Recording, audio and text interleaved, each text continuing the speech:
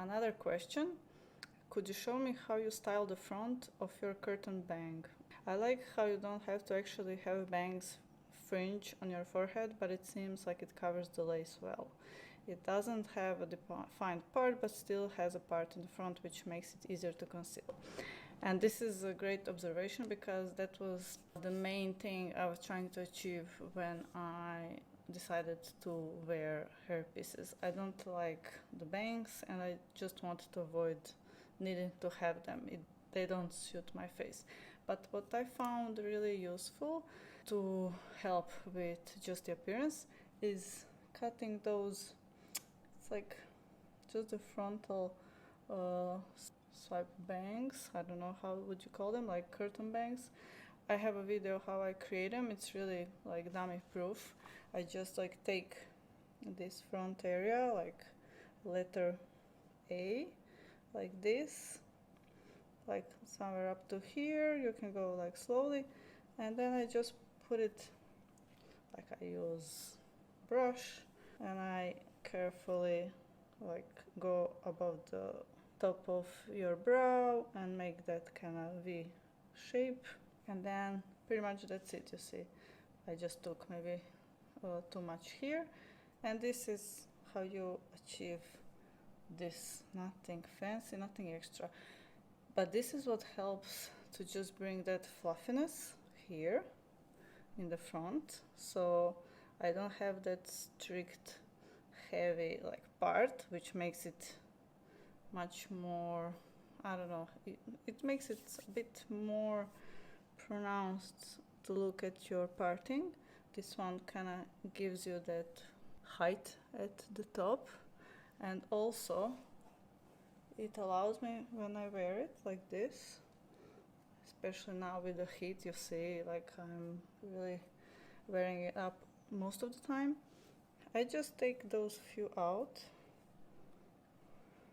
and what this does, it gives me like dimension, but also it kind of hides the whole like front of the lace. So if I was to wear it like this, I would really need to be careful how it looks like all the time and maybe be too conscious. This way it just kind of easily covers this area. This is like my trick and my go-to.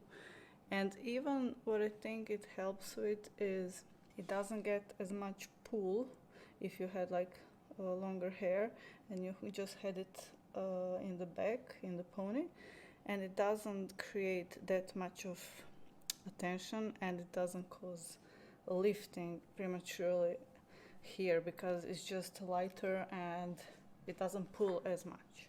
I also believe that helps with less shedding because it's just less of tension here in general. And I think you can do this with most styles, even just a tiny bit in this front hairline. If you did it like just a little bit layered, that helps so much to just have this just strategically covered.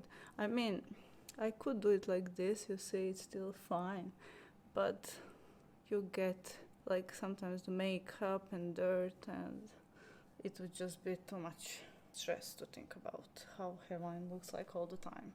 And I don't like those baby hairs, you know, like Blake ladies create, and putting extra gels and those things.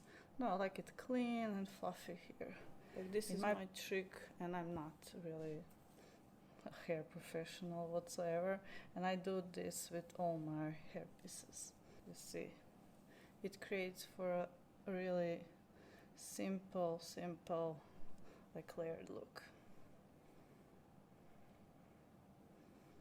Also, another tip that I have how you can disguise the lace.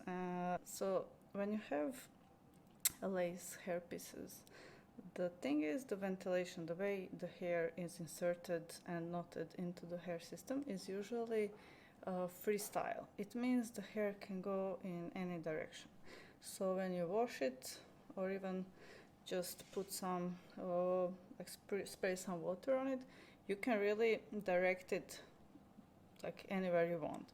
What I like to do with the front hairline, when I wash it, I just kind of do like this, like with a comb, so it just stays trained to kind of fall forward. So I'm not doing this, so it kind of doesn't go straight up or back. I kind of do it like front and forward, and I would just kind of clip it like this when it's drying, air drying, or just put it like this, just like a little like bump, but still I would comb it forward like with a comb, and just, you know, create that forward slope. And then when you let it down, you have that kind of natural forward facing hair, and that is kind of trained until you wash it again. So that's another trick.